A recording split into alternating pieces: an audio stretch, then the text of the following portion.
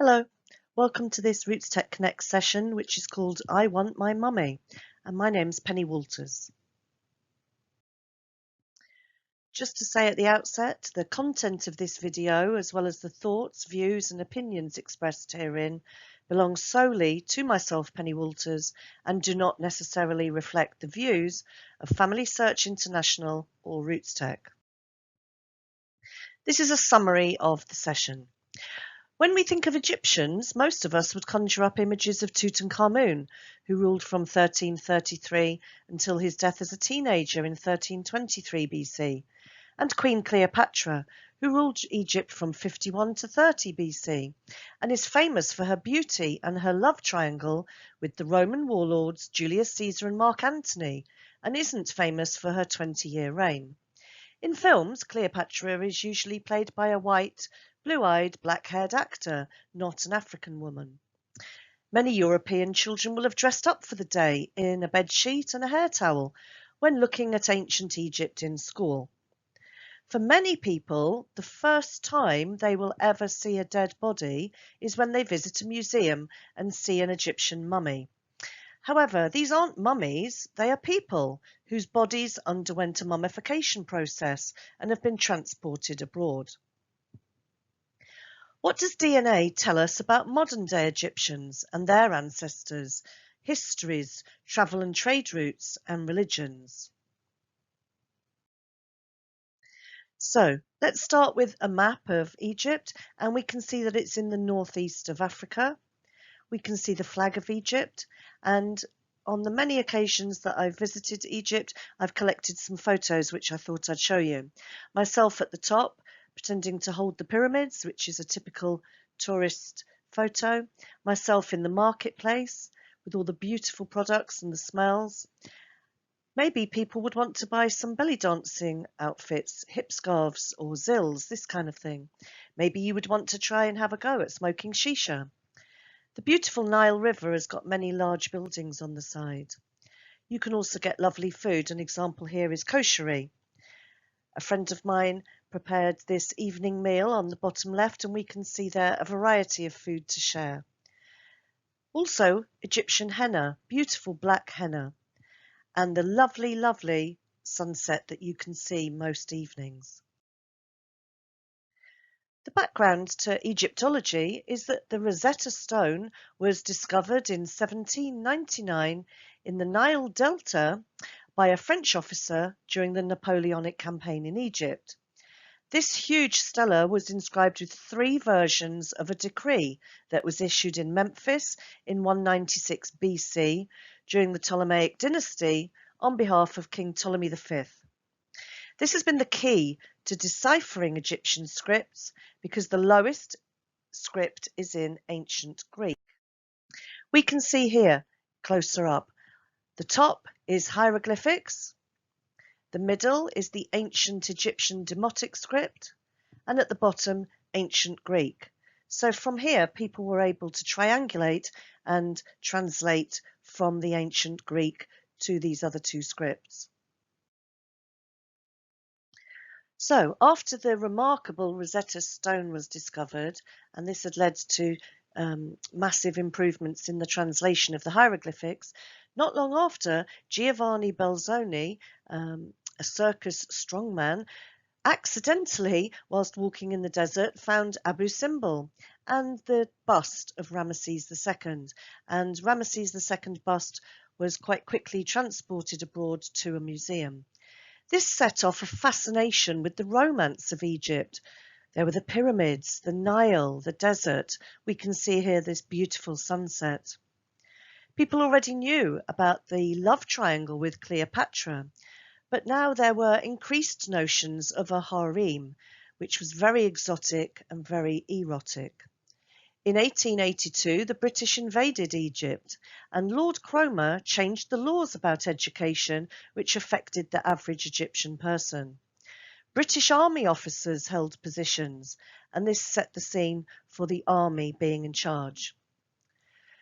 From the UK, the Thomas Cook Travel Company led many excursions to Egypt, and the most exciting thing was that in 1922, Howard Carter discovered an intact tomb of the boy king Tutankhamun.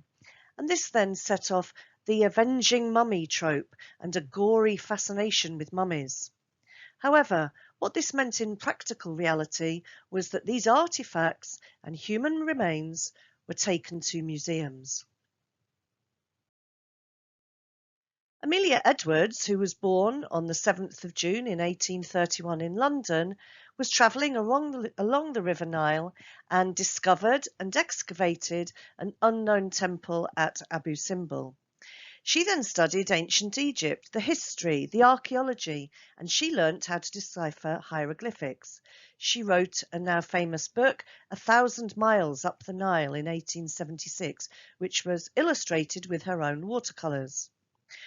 She was very concerned about the neglect of these ancient monuments and, in fact, vandalism by tourists, and she started campaigning for scientific excavations and more protection, and was instrumental in forming the Egypt Exploration Society in 1882. She died in 1892 in Weston-super-Mare and is buried in Bristol. And actually her grave is listed as a Grade 2 listed building and is of architectural interest because it's got a very unusual Egypt symbolism. It's got a huge obelisk and a huge ankh. It's also of historic interest because it's commemorating the life and accomplishment of this now famous lady. It also has some social interest because she is buried with a female companion, Ellen Brasher. People became fascinated with hieroglyphics, and something that is very traditional if you do go to Egypt is to have your name written on a cartouche. So, for example, here you can look on the internet for hieroglyphic typewriter, although it will be a link in your handout or your syllabus. And for example, my name is Penny, and I have consulted this chart, and the P is reeds, and the E looks like a quill, and NN is running water, and then two quills at the end for the Y. So you can get a necklace with this written on, or you can have people in the market will draw this beautifully for you. There are a number of world-famous societies and associations, for example, the Egypt Exploration Society and the International Association of Egyptologists, and their missions are to support and promote Egyptian cultural heritage. Recently, the Theban mapping project has been produced, and this is a map with all of the tombs that can be found in the Valley of the Kings. But what about the future of Egyptology? Should the name even be changed? Should it be practiced in different ways? Should it even be discontinued? Let's have a look now at the process of mummification. So ancient Egyptians would put a hook into the nostrils and the brains of the deceased person, and these would be removed. A cut would be made on the left side of the body, and all the internal organs would be removed and left to dry. The lungs, intestines, stomach, and liver would then be placed in the 4 canopic jars, an example of which we can see here. The heart would be put back inside the body. The body would be cleaned with wine and spices, and the body would be covered with salt for 70 days. After 40 days, the body would then be packed with linen or sand to give it a more human shape.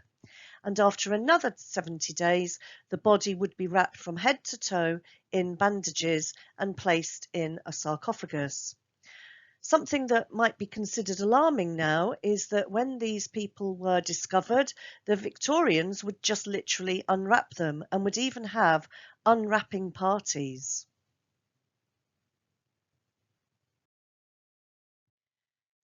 A common theme which started emerging was that Egyptian dead bodies or mummies would be coming to get you, and there is a trope called the avenging mummy. In 1818, Mary Shelley wrote Frankenstein. 1827, The Mummy. 1840, The Mummy's Foot. 1845, Some Words with a Mummy, 1903, The Jewel of Seven Stars, and a now famous film, 1932, The Mummy with Boris Karloff. This is depicting an ancient Egyptian priest who is revived when an archaeological expedition finds his mummy. He had been mummied alive for trying to resurrect his forbidden lover.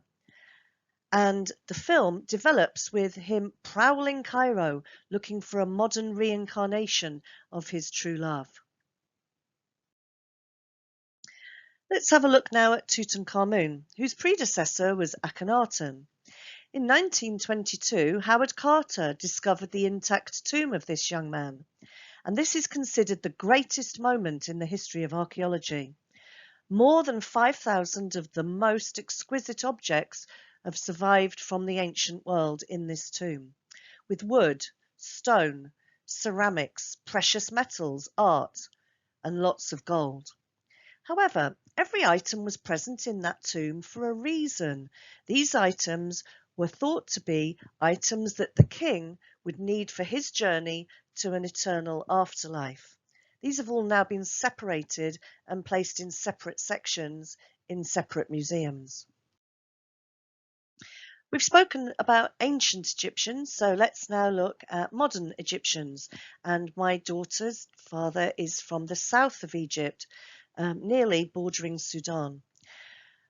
When she did a DNA test, we have found that through ancestry, my daughter's DNA is Ethiopia and Eritrea, the Middle East, Mali, Eastern Bantu, and Senegal. And with my heritage, her DNA is revealed as Middle Eastern, Iberia, Italy, Nigeria, Maasai, Somalia, Eastern European. 3 of my friends did DNA tests, and they are all from the north of Egypt, differently to my daughter's dad, who is from the south of Egypt. So these 3 friends are from Ismailia, which is quite near the Suez Canal, and Cairo, which is the capital city.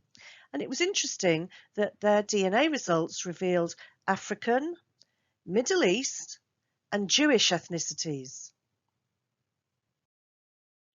So what are the implications of my daughter's DNA test? And we can see from the map here that it appears that her ancestors have travelled through from Nigeria, which was apparently a famous salt route from Nigeria to Cairo.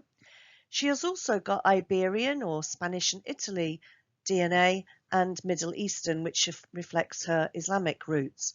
So this is a different shape to, for example, my friend's DNA. So my friends are from the north of Egypt, not the south, and their DNA reflects a mix of North African, the Middle East Islamic, but also Jewish roots.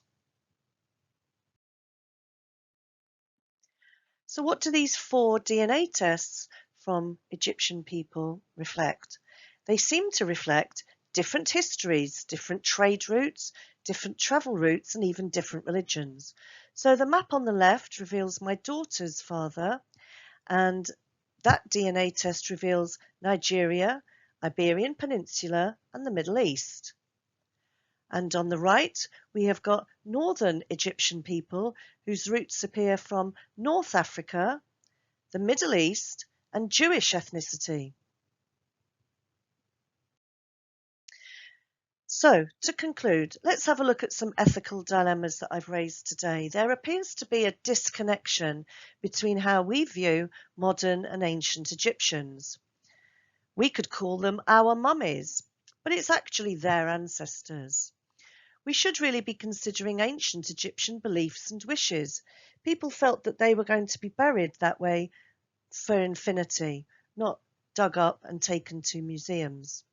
It could be argued that there's been a lot of violence towards these mummified human remains with the unwrappings and the dissections and autopsies. The human remains of these people have been treated as objects, artifacts, race and science subjects, and actually public attractions. They've been taken to museums and put on display in glass cabinets. Perhaps we should show a bit more care, really, and ground these people in respect and consider their dignity and fulfill the wishes of these dead people. Perhaps we should be consulting with descendants. What are the claims of the living communities? An interesting idea is to do digital unwrapping. And what do you feel about repatriation of these bodies? While we're talking about mummies, something that is really lovely in Egypt is that when you have a child, you are then known by that child's name. So, for example, my name's Penny, but I am the mother of Shams. So in Egypt, I am called Shams rather than Penny, which really does show respect for mummies. I hope you've enjoyed today's session, and if you wanted to utilize translation, you can go on to Google and then you can find that any language really can be translated into Arabic, and Arabic can be translated into any language. There's a variety of useful resources, and these will be on your handout. For example, the Family Search Wiki, Google Maps, Wikipedia, the Egyptian government website, and even MyHeritage, which is a DNA company, has Arabic translation. So thank you. Shukran. I hope you can watch my other Roots Tech Connection presentations. There's a sister presentation called Births, Marriages and Deaths in Egypt, which goes alongside this one. And on a different topic, adoption, and there are 3 adoption sessions that you can watch. If you wanted to stay in touch, you're very welcome. My email is penny_walters@talk21.com. My website is searchmypast.co.uk. There is an extensive handout or syllabus available for today. And just to let you know that I am the author of 2 books, Ethical Dilemmas in Genealogy and The Psychology of Searching, and these are available in paperback or Kindle on Amazon. I really hope that you enjoy the rest of your Roots Tech Connect experience. Thank you.